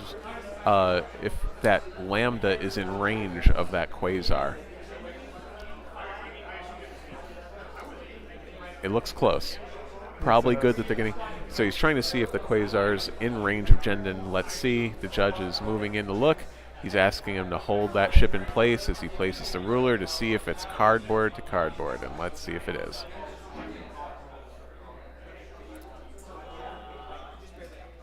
Barely out is the call. So that Quasar cannot activate Jendon.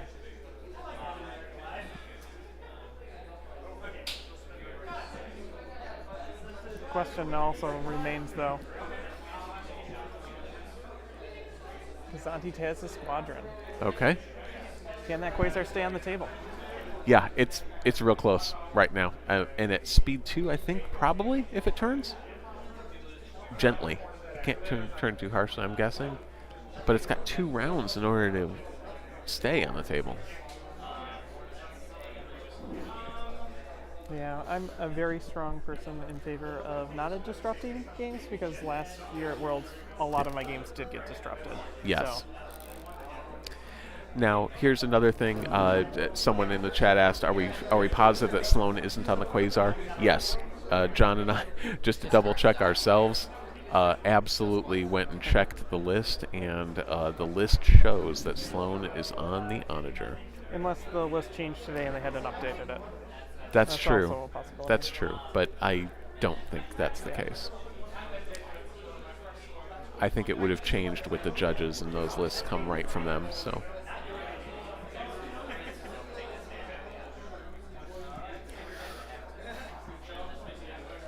Good questions. All right, so let's see what this turn looks like.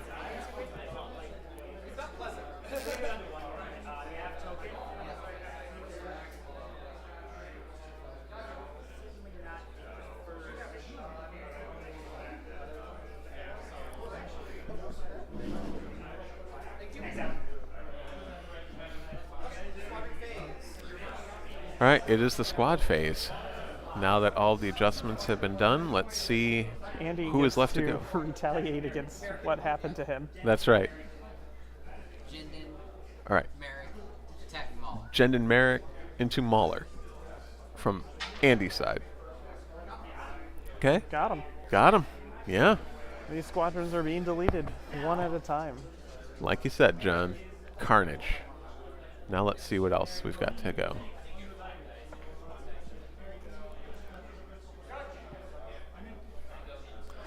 All right. Little discussions. That was the 30-minute warning from the judge walking into the room. 30-minute warning. All right. Looks like they're talking about station. Going in round 5. Round 5. Well, with way less on the table, this round should go relatively quickly. Yeah, you would think so. There's what, 3 ships and a handful of squads. So let's see what we can do. Let's make some time. And especially since that Quasar isn't going to be commanding any squads because it's out of range. So correct. So let's see what. Basically moving ships around and. Yeah, I'm not even sure if the ISD is in range of any squads either. So I think they're just going to move away.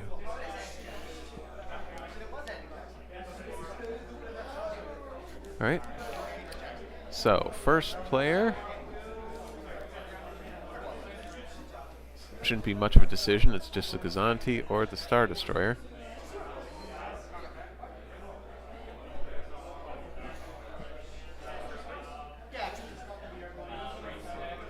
I guess they're just talking things out at the table.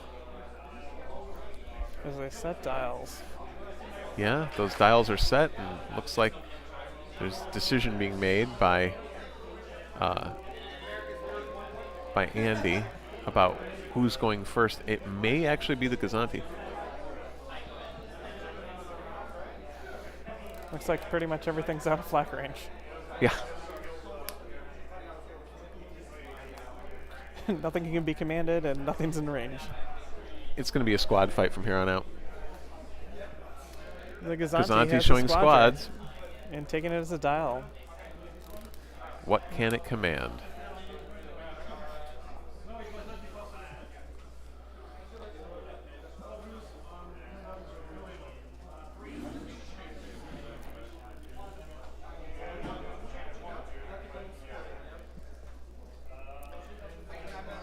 Decisions. And what it looks like is he's flying a squadron away off of the station. No engagement, just flying away. Oh, but the bomber is attacking Merrick. Bomber into Vader. Oh, into Vader? Okay. And that's a blank. Okay, so that bomber is definitely tied up by Vader, so that bomber will likely go away. But let's see what else is happening here.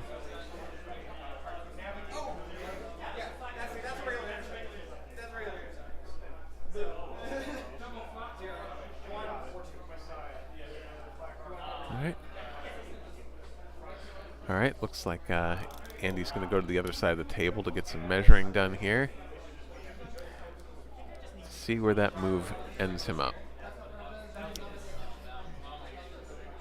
All right. Slow roll forward for the Gazanti. Quasar ready to go. And what? Showing a nav. He's going to need to use that.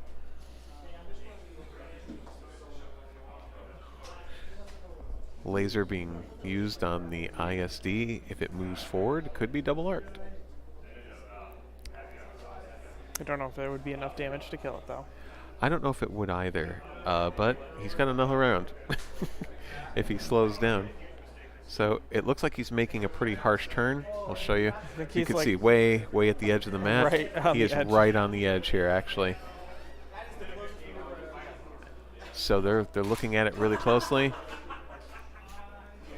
A laugh from both players, but he's on the table barely. He made a harsh turn with that nav dial, and he is just on. If you look at the way upper right of the screen, yeah, if you can see that angle, you can see how close he is to the edge of the mat.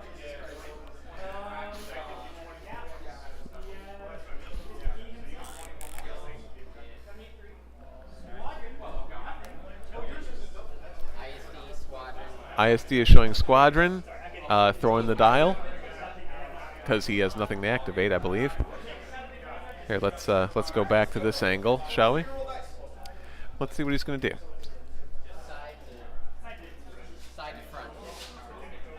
Side to front of the Quasar. Yep. So he's re-rolling with LTT, I think. Yep. All right. So that's probably going to be no brace, but he's going to redirect those two. Quasar not in danger from that.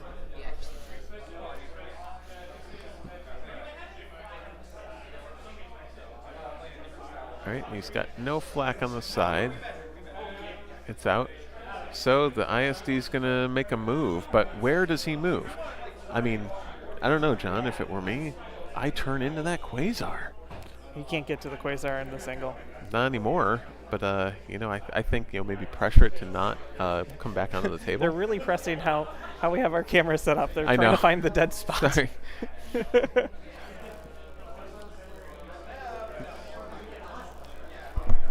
All right, and that tool is definitely not straight.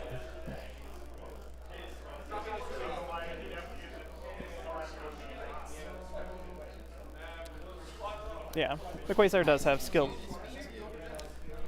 All right, skilled officer. Yep, ISD going to speed 2, it looks like.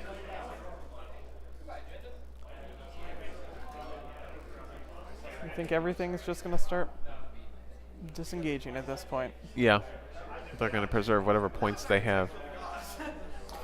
The objective is neutralized because they both, I believe, have 2 objectives. Right. And I think... Yep. As you said, they're flying away. Trying to stay. But Vader's going to go after that bomber. Jendon tapping Vader into bomber. Yep. That's 4. Now Vader's going kills the bomber. And Vader kills the bomber. Okay, so that's 9 points. So Jendon and Vader both together. Jendon, Vader, and then Vader, killing the bomber. And then flying toward that other squadron, trying to get as many points out of squadrons as possible. Yeah.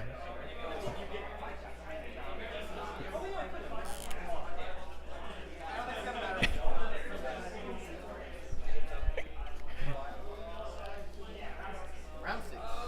All right, round 6. Last round. This should be the most thrilling round of the game. I'm round pretty sure everything's going to 6. just move.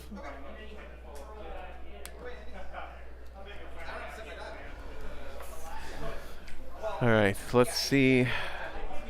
Well, you know, honestly, I know it doesn't really matter what gets revealed first. Well, I mean, I guess that the Gozer could attempt to flak up front. Confire Jendon. Okay, yep, and I was correct. 1 into Jendon. Can't brace that. And then it moves. And then it moves. By squashing him, I believe. That's correct. All right. The real question. All right, he's a nav, dropping to 1. Stays on the table. The ISD will move off into the sunset, and Then the fighters happen. the fighters happen for probably nothing, right? No, I believe that's steel that's down there, belonging to Oh, Andy. still? Okay. Yes, long-range shots being made. Yeah, for long range fun. shots, nothing, right? But there's a TIE Interceptor and another squadron, which That belonged to Jackson? yeah, almost Okay. all the squadrons down there are Jackson's except for the one. Oh, okay. So All right. Last pass.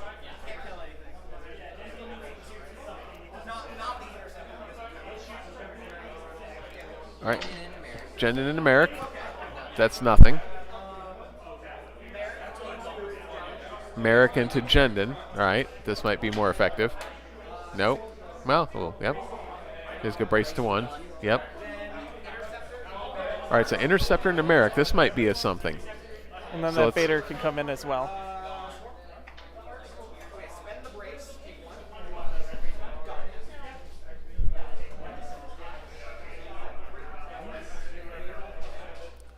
And then Vader Okay. comes in and sees if he can finish Let's him see off. if Vader can do something. Jendon on 3. That's 3, Brace. but he'll brace to 2. Wow. He lived. Okay. There we go. All right, That so- is the game. So now we are going to wait for the scores. Yep. Well, that ISD is a lot of points. So Yes. I have a It's going to feeling. be close, though. Do you think? Squadrons and Gladiator versus some squadrons in the Onager. Okay. Well, don't forget Onager, some squads, and the Oh, Kazanti. yeah. It should be. It's going to be like a 6-5, I believe, Andy versus a 7. Ooh, I don't know. I'll predict a 7-4 for It's going to Andy. be close. Yep. We're waiting for You the could final very well be scores right. now. I'm just estimating. So they're calculating. They're adding it up right now.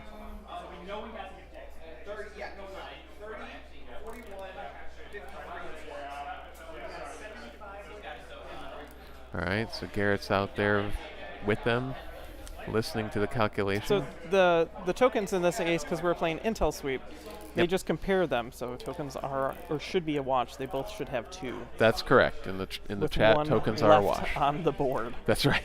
You need 3 of those 5 tokens, and both of them had 2.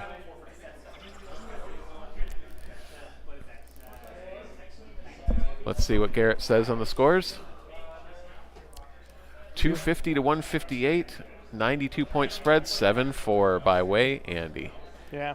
Yep. Still a close game. Yep.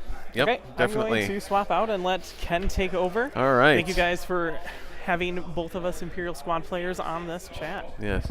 John, it was a pleasure having to call a game with you, especially all the evil Empire all the time. It's good to Right? finally, yeah, I mean, it's been a while. So, 4 predictions that we made on our podcast. This is an awesome win. I'm just saying. It is It's an an awesome win. You know, for those of you who are, Sloninger Either is way, so so overpowered, if blah, blah, Sloan blah. won here, Yeah. high five. If Ozil wins, high five. Yeah, either way, it's a Empire. good Empire win. So here we go. Ken's going to come back in. All for right, you Ken's guys. going to try to even us out. Coming in. Oh, hello. Hello, everyone. I am back.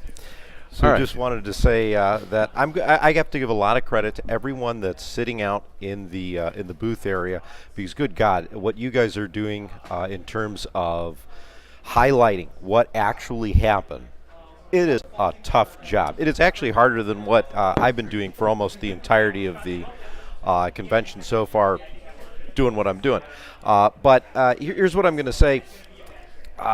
This was a fun game to match up, and a fun game to look at and talk about, because good golly, this just was not what I was expecting. I was expecting a small squadron battle and the other ships to kind of fly around, and we got so much more than that. And Yes. this is probably, we keep getting exciting games. This was an exciting game. Ken, yeah, honestly, John and I were talking about that, and everyone can verify. We knew this was going to be a scrum of carnage when it came to the squadrons. Yes. We knew with almost a mirror of each other's squad balls that there was just going to be just headbutting the brick wall. Sure, And yeah. it did come down to some of that. Yes. And some unusual ship maneuvering, which ended in some flaming, exploding wreckage on the board, but it was fun to watch. I think the other thing that I got a kick out of was listening to you and John talk about this game.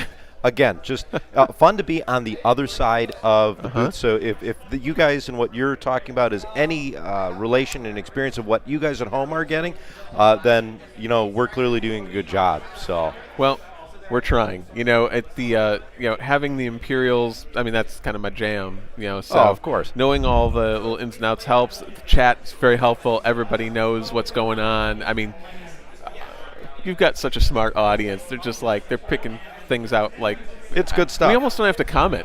We just Yeah. have to say, hey, here's kind of what's happening. Let's switch some camera angles and everybody can kind of see it. But yeah, it was a really fun game to call. Definitely. All right, so here's what we're going to do. We're going to recap our score real quick, and then we're going to end up the game here. We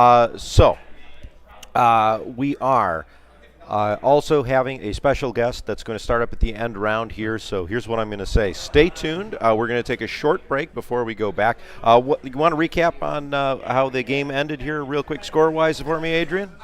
Sure. I don't have the exact scores in front of me, but it was a 7-4 win for Andy. I believe it was a 92-point spread, 250 to something, whatever the 92 points was. But honestly, it was, squad carnage. The onager went away. The gladiator went away.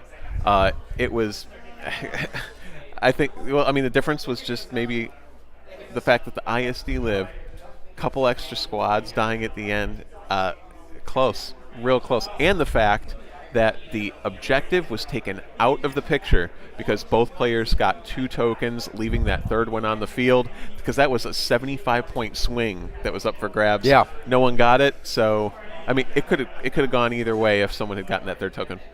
All right, guys, you heard it here. We're looking forward to the end of day one, and then hopefully we'll stick around, be able to give you a little bit more information on who is going to move along. But until then, we're going to say so long from the Hyatt Regency Hotel here in Schaumburg, where you've been watching the 2024 Star Wars Armada World Championship Day 1 here on Ion Radio.